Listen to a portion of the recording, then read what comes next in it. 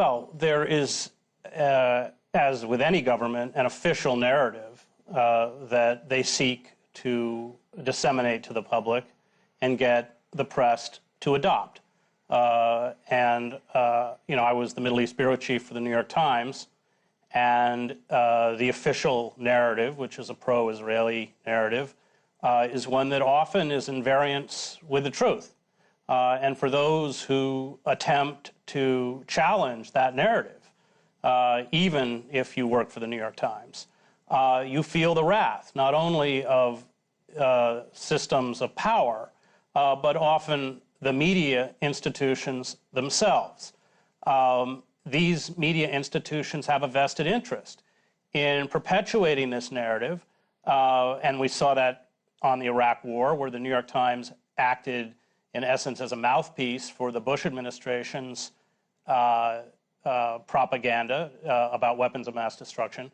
That's not a new phenomenon. It's not even particularly unique to the United States.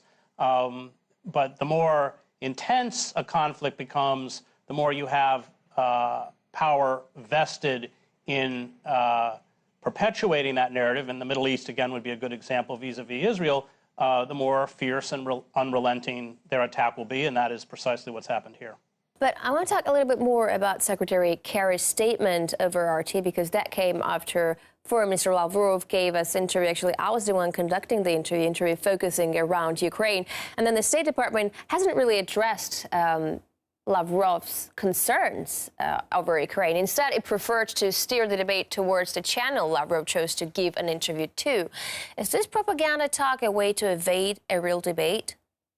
Well, the last thing they're interested in is an honest debate. They will pick and select, choose facts and sometimes even incidents that are not fact to perpetuate the narrative that they seek to disseminate. I mean, as a foreign correspondent, my job was oftentimes to report on incidents and events that punctured that narrative. And that was true with every administration I covered, starting with the Reagan administration in the war in El Salvador and Nicaragua, where I worked, going on to the Middle East, especially the Israel-Palestine conflict, and even going on to Bosnia. And then I covered Al-Qaeda. So I think the role of a free press is to challenge the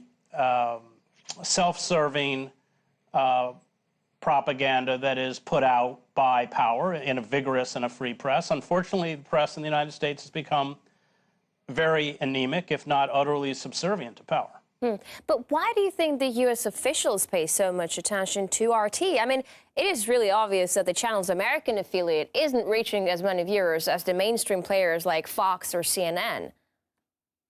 Well, sure, but I mean, RT is presenting a narrative that Fox and CNN are not presenting, so they don't have to go after Fox and CNN. Fox and CNN are basically towing the line, and RT isn't, and so RT or any other media outlet that doesn't toe the line is going to come under attack, because the purpose is to shut down competing narratives.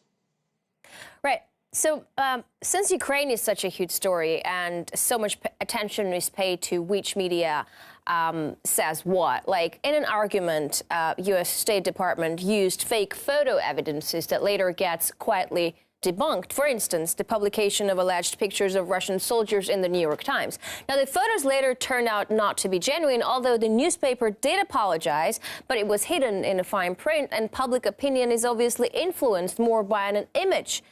Is that a conscious tactic? I can't speak to that specific incident, but that is a common tactic.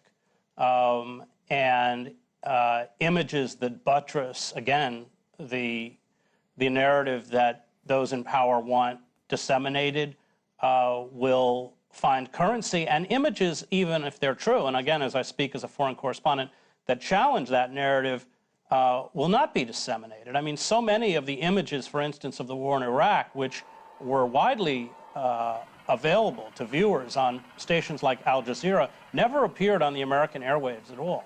And those images exposed a truth about the occupation in Iraq, the American occupation in Iraq, but it was too incendiary for the American media to pick up. So, I mean, we're not just talking about the Ukraine. We're talking about all foreign policy issues that the United States has invested themselves in, whether that's Afghanistan, whether that's Iraq, whether that's Israel, Palestine, or in this case, whether it's the Ukraine.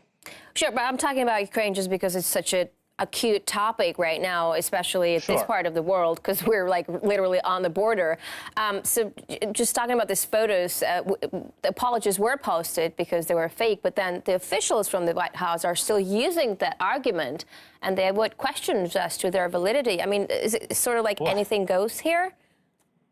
Well, yeah. I mean, that's how they play the game. Let's go to the lead up to the Iraq War. They would leak, the White House would leak stuff to the New York Times, and then they would cite the New York Times as an authority, or go back to the first Gulf War. In order to get support for the war, they created these utterly fictitious stories about Iraqi soldiers dumping infants out of incubators in hospitals and leaving them to die. I mean, this is business as usual. And the Ukraine is certainly, the narrative about the Ukraine is certainly an example of it, but it's hardly an isolated example. Look, I don't know